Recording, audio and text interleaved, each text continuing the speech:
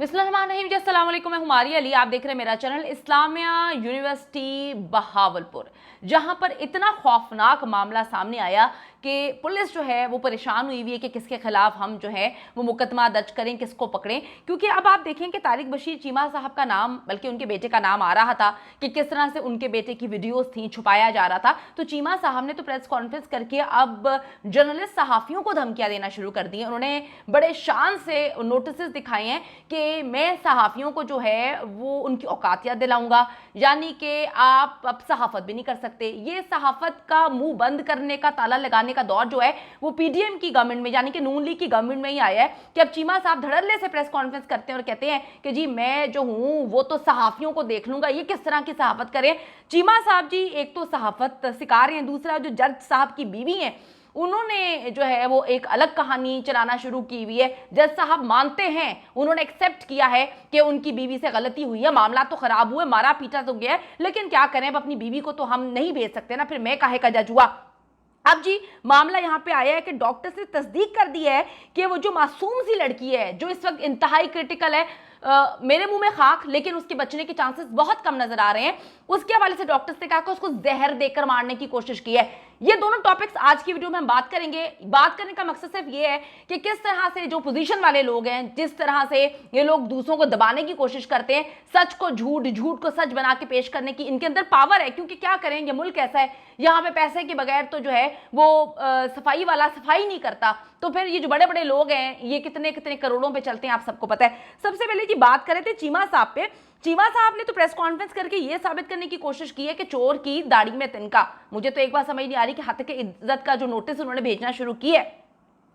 परेशानी ये हो रही है कि आप लोगों को सहाफत सिखाने से बेहतर अगर आपके बेटे में खामी है तो अपने बेटे को बताएं कि औरतों की इज्जत किस तरह से करनी है और किस तरह से औरतों की जो तस्वीरों वाला मामला आ रहा है। ठीक है, पुलिस को तहकीकात करनी चाहिए बिल्कुल, लेकिन मुझे नहीं पता कि आप उछल उछल के सामने क्यों आ रहे हैं। आप प्रेस कॉन्फ्रेंस करते हैं और आके सहाफियों को बता रहे हैं कि जी सहाफत क्या है, किस तरह से काम करना चाहिए।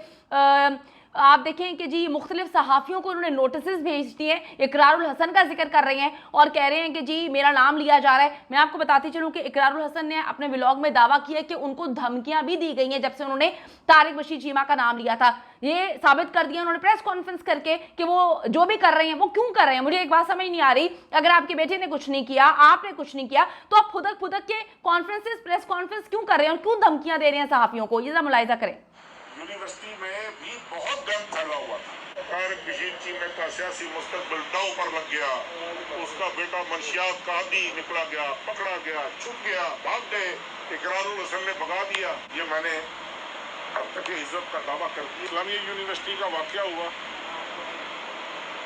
मैं बड़ी जानदारी से आपको बता रहा हूँ कि मेरे ज़हन में ऐसी कोई बात नहीं थी कि मैंने आपको बुलाना है, आपको तकलीफ देनी है, क्योंकि मैं उन खुशकिस्मत लोगों में से हूँ जिनके साथ ही हर 6 महीने साल के बाद ऐसे वाकयात होते हैं। लगता है ऐसे काम करने में माहिर हैं सर। ये जितने भी अच्छा, थोड़ा सा आगे सुनवाती हूँ। बच्चियों को और इस मामले को इस तरीके से चलाते हैं कि किसी की उंगली ना उठती। लेकिन बदकिस्मती से यहाँ पर मुझे बड़े अफसोस के साथ कहना पड़ रहा है कि बाज़ लोगों ने इस हद तक भी कोशिश की कि कोई नामो निशान नहीं था हमारा। आप बात करें ना जी, आप क्यों नहीं बताते कि वफाकी वजीर ने आप पे प्रेशर डाला है? आप बताएं ना, प्लीज बात तो करें ना। आप बताएं लोगों को कि वफाकी वजीर ने अपने बेटे को बचाने के लिए, ये क्या सहाफत है, ये क्या सवाल जवाब है? अगर किसी के पास कोई सबूत है, किसी के पास कोई वीडियो है, किसी के पास कोई और लाकर मेरे मुंह पे मारे कि ये लो भाई। अच्छा जी, चीमा साहब कह रहे हैं कि जी अगर मेरा बेटा कल्प्रिट है तो मैं अपने बेटे को जो है वो खुद पुलिस के हवाले करूंगा। सर ऐसी नौबत ही नहीं आएगी। जिस तरह से इस वक्त पैसा चल रहा है, जिस तरह से जो है वीडियोस गायब की जा रही हैं, जिस तरह से ये खबरें सामने आ रही हैं कि जिन जिन की वीडियोस हैं वो एड़ी चोटी का जोर लगा रहे हैं कि हमारे और हमारे बच्चों की वीडियोस को गायब कर दिया जाए। आपकी प्रेस कॉन्फ्रेंस और आपने जो सहाफत के ऊपर बात की है, इससे साबित होता है कि कहीं ना कोई दाल में कुछ ना कुछ तो काला है, क्योंकि जो क्लियर होता है वो तो आकर क्लैरिफिकेशन देता ही नहीं है। दूसरी चीज खबर पे हम बात कर लेते हैं। इंतहाई जो है खौफनाक किस्म का अमल किया गया है। जज साहब, सिविल जज हैं जी, उनकी बीवी ने एक लड़की को, मासूम सी बच्ची को, 13-14 साल उसकी उम्र है, उसको इतना मारा है, इतना मारा है कि उसके पेरेंट्स से जब बात होती है, यकीन करें मुझे नहीं पता वो बच्ची बचेगी भी या नहीं। उसको इतनी बुरी तरह तशद्दुद का निशाना बनाया। इस वक्त उसका इलाज इतना महंगा है, लेकिन उसका अल्हम्दुलिल्लाह इलाज करवाया जा रहा है। वज़ीर आज़म पाकिस्तान ने भी इसका नोटिस ले लिया। मैं आपको बताती चलूं कि मुझे भी जज का इंटरव्यू करवाने की कोशिश की गई। मुझे कहा गया कि उनका पॉइंट ऑफ व्यू आप रखें, तो मैंने कहा जी असल गुनाहगार तो आपकी बीवी है, उनकी बीवी है, तो डेफिनेटली आप उनका इंटरव्यू करवाएं, दोनों तरफ का मौक़िफ़ रखना चाहिए, आप उनका इंटरव्यू मुझे करवाएं, मैं उनसे सवाल जवाब पूछती हूँ, दुनिया के सामने रखती हूँ, 3 सवाल में पता चल जाएगा कि एग्जैक्टली किसने क्या किया। तो अभी जी इनकी कहानी ये है, इनकी साइड की कहानी ये है कि इन्होंने कुछ नहीं किया। फहद शहबाज साहब किसी तारुफ के मोहताज नहीं, एक बड़े जर्नलिस्ट हैं, उन्होंने अपने प्रोग्राम में इस बात का दावा किया है कि ये एक्सेप्ट कर रहे हैं कि इनसे गलती हुई है। वो ये दावा कर रहे हैं सहाफ़ी कि इनसे बात हुई है और कहीं ना कहीं वो ये बात बोलते हैं कि हाँ मेरी बीवी से कुछ गलती हुई है। अब इसमें कितनी सच्चाई है ये तो पुलिस का काम है, आने वाला वक्त ही बताएगा कि अगर सही शफाफ अंदाज में तहकीकात होती है। बच्ची के ऊपर जो है इल्ज़ामात लगाए गए हैं कि जी उसने चोरी की है, चोरी का मुकदमा दर्ज करवाया गया। बच्ची की हालत आप देखें, फिर एक झूठ बोला जा रहा है, ये सरासर इसलिए झूठ है, मैं दावे से ये बात इसलिए कह सकती हूँ कि ये लोग कह रहे हैं कि जी वालिदैन ने बच्ची का ये हाल कर दिया पैसों के लिए। कितनी अजीब सी बात है कि 6 महीने से बच्ची आपके पास है, उसके बाद बच्ची की हालत आपके पास इतनी खराब हुई है, तो अचानक से जो है वो वालिदैन बच्ची को इतनी शदीद, इतनी तकलीफ, इतनी अजियतनाक मौत क्यों देंगे? बच्ची तो आपके पास है। तो जी गेम तो खेलने की कोशिश की जा रही है, कहाँ पे क्या क्या करें जी। इस मुल्क का हाल ये है कि जिसके पास पैसा है, पोजीशन है, वो कुछ भी करता है। वो समझता है कि हम लोगों के अपने बाप दादा की ये जागीर है, लेकिन ये मुल्क हर पाकिस्तानी का मुल्क है। अगर आपका कंट्रीब्यूशन है तो हमारा भी कंट्रीब्यूशन है इस मुल्क में, ये हम सबका साझा मुल्क है। अच्छा जी, मैं आपको बताती चलूं, इस्लामाबाद में जज की अहलिया की जानिब से 14 साला घरेलू मुलाजमा पर तशद्दुद के वाक़े में पुलिस ने इक़दाम कत्ल की दफात भी शामिल कर दी है। आपको बताती चलूं कि रिजवाना को मुबैना तौर पर जहर दिए जाने का इल्ज़ाम भी सामने आया है।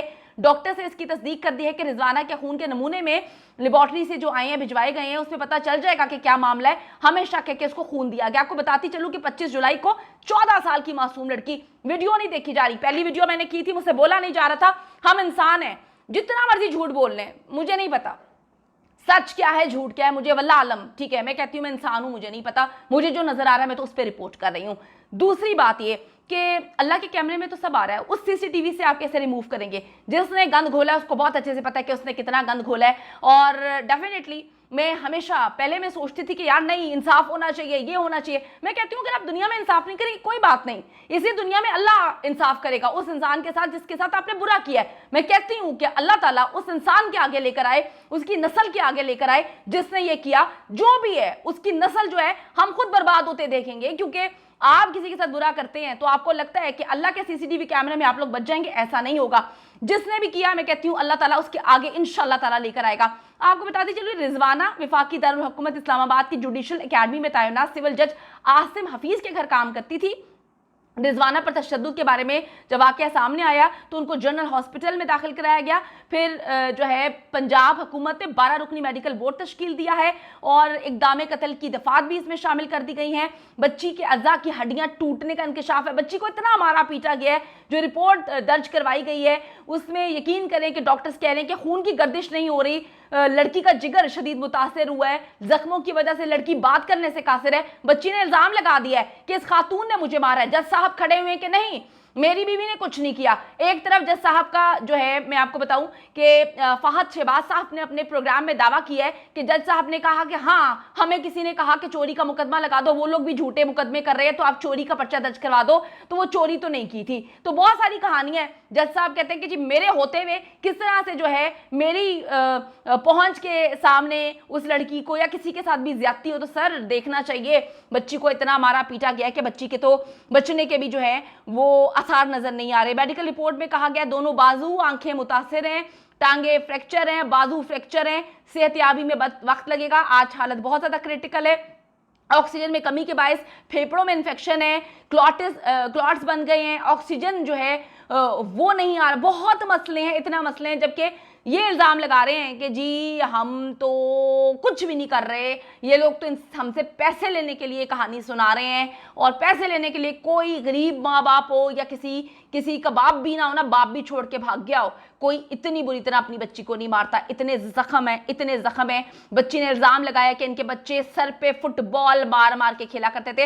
इंशाल्लाह ताला भी आप भी बच्चों वाले हैं, जिसने जो किया उसके सामने आ जाएगा। तो ये देखें जी हमारे मुल्क का हाल है कि लोगों को मजबूर किया जाता है कि हमारा मौक़िफ़ भी सामने रखें। तो भाई मैं बिल्कुल रखने के लिए तैयार हूँ। आप ऐसा करें कि जिन्होंने सब कुछ किया, जिन पे इल्ज़ाम लगाया गया है, उनको सामने बिठा दें, अवाम के सामने उनका इंटरव्यू ले लेते हैं, 3 सवाल पूछेंगे, दूध का दूध और पानी का पानी हो जाएगा, किसने किसको कहां पे भगाया। आप देखिए गिरफ्तारी नहीं होने दी। ये हमारे मुल्क की जो है, हमारे मुल्क में कितना पलड़ा भारी है हर उस बंदे का जिसके पास पोजीशन है, गिरफ्तारी नहीं होने दी। तो ये मामलात हैं कि इस तरह से उल्टे चोर जो हैं उनको तवाल को जो है वो कहते हैं, बोलते हैं, भागते हैं। देखते हैं जी आगे क्या होता है। अल्लाह का इंसाफ तो बहुत ही ज़बरदस्त है, उसमें फिर आपको किसी चीज़ की ज़रूरत नहीं होती, क्योंकि सीसीटीवी कैमरे हर वक्त जो हैं वो ऑन है, और जिससे बच्ची के साथ जो कुछ भी किया इंशाअल्लाह ताला कैफरे किरदार तक हमारा रब पहुंचाएगा उसे।